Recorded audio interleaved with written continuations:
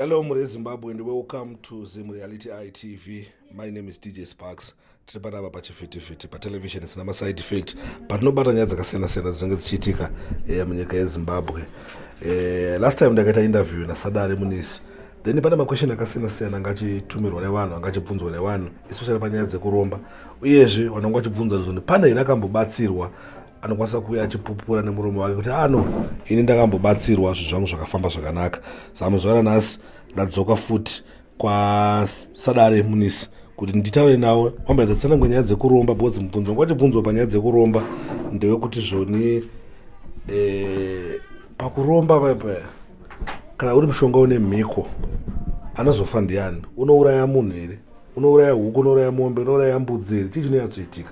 Saka ngatitaure naSadare tonzwa kuti vanotibatsirawo sei. Sadare, munofara here? Ndinofara zokunomagadi zvenyu. Aiwa, isusu tinofara mbatiuse upenyu. Aiwa, upenyu kubva paya pamangotisiya tiri vatano tichinguri vatano naizvizvi. Makona tadzoka so pane mibvunzo nezvikutaurwa nevazukuru venyu. Mubvunzo wekutanga wanga uri kuda kubvunzwisisa panyaya dzekuromba kuti zvinombayadzofamba sei kana tikamati mimi mushonga une mhiko sekutaura kwamakaita last time kuti kune imwe mishonga ine mhiko kune imwe isina. Unenge ine mhiko inenge iri mishonga yakaita sei uyezve inenge ichiita sei? Atotsanangurai panyaya dzekuromba. Kana mukanzwa ndichiti pane mushonga une mhiko nemushonga usina mhiko vazukuru, handingarevi kuti kuenda undouraya huku ndoti imhiko. Aiwa, imwe mubvunzo inondiita kuti ndipere moyo apa mubvunzo yakawanda muchiri nayo musati mapinduro. Saka kana tichiti kuromba kusina mhiko kureva kuti hakuna zvekuti haudye chakati, haurare nemudzimai, haunaiwe nemvura, haudidi. Kuromba kusina mhiko chako chete kuita mapati pagore, kungoita just chinhu chinongofadza vanhu, machembere nemadhara vangodhakwawo zvavo, vamwe vanomwa madhiringi, vamwe madhiringi. Kuromba kusina mhiko. And then kuromba kune mhiko zvinoreva kuti pakati pemwana wako kana kuti mudzimai pane munhu anovhura dare iroro. Saka ndiko kuromba kune mhiko zvinoreva kuti hazvichisina mubvunzo yekuti pachafani. Ende muzive kuti mushonga waunenge watevera haufaniri kuti wandobata muzukuru mwana wasisi, unobata zviri padhuze newe, kureva kuti chekutanga panotariswa mwana wako nemudzimai wako. Saka inini kana usina mwana handipe mushonga, handirombesi zvine mhiko, ndinorombesa zvisina mhiko. Kana usina mwana kana kuti usina mudzimai, unoda kudya mwana wani, ndo marombesera andinoita ini. Aiwa, tinotenda. Mubvunzo wechi2 wangoreva kuti asina DJ Sparks zvataurwa naSadare tazvinzwa, but pane here akamboenda ikoko akadzoka achiti taita se tabatsirwa. Saka pandambotaura pafoni achiti at least ndakaonawo paine vanhu vanokwanisa kutaurawo kuti takambobatsirwawo tanga tine dambudziko rakadai wachititsanangurirawo. Ndiri kuona kuti pane handa dzangu dziri panapo dzinogona kuti dzitaurawo nemhuri yeZimbabwe, dzichitaurawo mabatsirwo adzakaitwawo, dambudziko dzanga dzinaro, uyezve nemashandiro azvakaita. Ndinotenda chaizvo. Ipapo mabasa vanhu vakatowanda vari kutoshandirwa, ende zvichiita vamwe havakwanise kuuya kuzotenda. Vamwewo ndo vamunongoona vamawasvikirawo padare tiri tese tichitoshanda. Handingataure zvisipo. Vanhu ava havasi kuuya kuzoshandirwa, vari kuuya kuzotenda. Mari yamunoona vari kuuya kuzotenda, havasi kuuya kuzoshandirwa. Vanhu vatoshandirwa kare vakati aiwa regai tiende kwasekuru kundotendawo, ndobva vangosanganawo nezviripo nhasi vakati aiwa tichangozvipupurira isusu. Ndo vamuri kuona.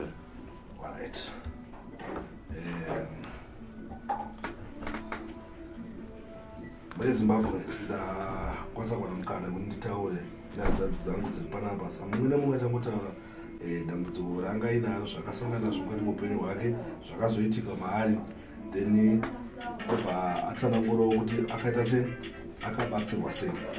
Satatanga nasisi wangu wakapfeka zvitema. Makadi zvenitete? Makadi yenyu kwasha. Aiwa, isisi unofanira kuti uri sei upenyu? Upenyu huri right sharp. Mune Zimbabwe ngade kuziva kuti dambudziko ramakasangana naro raiva riri rechii uyezve zvakazofambawo sei? Ndokuti chekutanga inini ndiri munhu wekuti ndandashungurudzwa nemurume wangu. Murume wangu munhu wekuti aita zvemagirlfriends zvekuti anga asingachatochekwe kana kumba kana zoti ndichiripo. Uyezve girlfriend racho ranga ainaro munhu aitobata mushonga. Saka ndaiti ndikada kuti tiye kunobatsirwa ndotoudzwa kana kwanaenda kana kwamadzibaba kana kupi kunzi mai mushonga wanyu zvamuda kuita munhu amudotamba naye muhombe isati zvikwanise. Saka ndakazongoti one kufamba kunguva ndikagara ndobva ndazoona nhamba dzasekuru Munisi papeji yaDJ Sparks. Ndobva ndati regei ndimbozama ndimbonoti sekuru vanokwanisa kundibatsira dambudziko. Ndobva ndataura nasekuru ndobva ndakwira kubva kwandogara kunyazura ndichiuya kuno kuHarare kunogara sekuru Munisi. Sekuru ndofunga pekutanga vakandibatsira ndikatombodhauta vamwe nditi muzukuru chimbotora mushonga yeumbonogeza tinoti zvinochinja here. Ndobva ndaenda mbva ndazodzoka. Pandakadzoka ndakatoona murume wangu achinja akutodzoka kumba. Saka ndakabva ndati sekuru inini munhu anga andinetsa. Ndoda kuti pavanhu vese kangu afamba murodhi aone inini chete. Ena handidi kunyepa. Pane mushonga yandakapiwa nasekuru kuti ndishandise ndigeze. Mushonga ndakatoshanda ndoshandisira murume wangu unenge rukawo. Because hapana kumwe munhu womukadzi wanotombo. Ezvinezvi nyange mukadzi akamuti semunhu ane mari, nyange mukadzi akamuti aiwa baba ndakufarira kana kuti anouya achindiudza kuti ndingazondiudza kuti zvakati. Saka ndoda kuti ndo kuna sekuru kuti sekuru makaita basa nekundibatsirawo nandiri munhu anga atambudzika. Saka ndingokurudzirwa kune vamwe vese vari kunze uko varishungurudzwa nemamereji kuti uyai kwasekuru mumbozama. Mumbona indakashandurwa zvangu zvikaita ndosaka mwaya pana mwana ndakwira bhazi ndaya pana pakuzotenda. Aiwa ndinotenda sekuru nekundibatsira kwamakaita. Ngokurudzirwa kune vamwe kuti vauyewo vashandirwo nemi zvavo zviti. Amaita basa nekutaura kwamaita ndingaiti chinzotete kuti dambudziko ravo ranga riri uye zvakafamba sei. Makadi zvonitete. Makadi henyu muri yeZimbabwe. Inini wandinoitwa mai Chimuti ndabva kwaMutoko. Pano kwasekuru Munisi ndakakuratidzwawo nasawira wangu wamabva kuonapo. Murume wangu anga andinetsa akati aiwa asawira pane kunoitwa chikwapuro chaiko kwasekuru zvekuti inini murume wangu akanga achingobuda achienda kumagirlfriends asingasiye mari asika zvina kundiona akaiswa rukawo. Saka inini ndakauya kwasekuru kunoko ndofunga ndabva kwasekuru kwane 1 week. Aiwa ndiri kuona zviri kuchinja mumba makutoita mufaro akanga asingacheuke vana ngakutoona unge chimwe chinhu asingandizive kuti ndiri mudzimai wake mumba asingarari achivata kumagirlfriends. But kubva pandabva kwasekuru aiwa zvinhu zvangu zvakuita ndinongoda kuti mudzimai wese ari uko usashungurudzwe nemunhu wechirume uya kwasekuru kune chikwapuro chiriko. Ndinongoda kutenda mhuri yese yeZimbabwe kuti aiwa uye muzivana nasekuru. Apa ndandauya futi kuzowatenda nemukombe wemari wandavapa kuti aiwa sekuru makaita basa. Aiwa zvakaonekwa ndinokutendai murume anga andinetsa. Ndatenda hangu. Aiwa tinotenda kutaura kwenye kwamaita tinzwe sekuru tanzwa kutaura hanzvadzi dzangu dzandichitaurawo zvaichiitika panyaya dzerukawo. Tada kuziva kuti kana pachinge paina wanda kuzouyawo vanokubatai padambudziko. Vazukuru masunungwa kundibata panhamba dzangu dzinoti +263 7742 79315 kana kuti panhamba imwe inoti +263 788 252518. Aiwa tinoda kutenda amene muchine zvimwe zvamungada kuudzwa mhuri yeZimbabwe satavhara. Zvandinokuzivisai mhuri yeZimbabwe kuti sadare munese munhu anofamba munzvimbo dzakasiyana-siyana. Iko zvino ndatarisana nerwendo rwekuti ndiende kuSouth Africa. Ndiri munhu anongogara achienda kuswera nezuro ndabva kuBotswana. Saka ndiri munhu anoenda kunzvimbo dzakasiyana-siyana plus zvirwere vaya vane zvirwere zvakanyanya vane maronda akanyanya.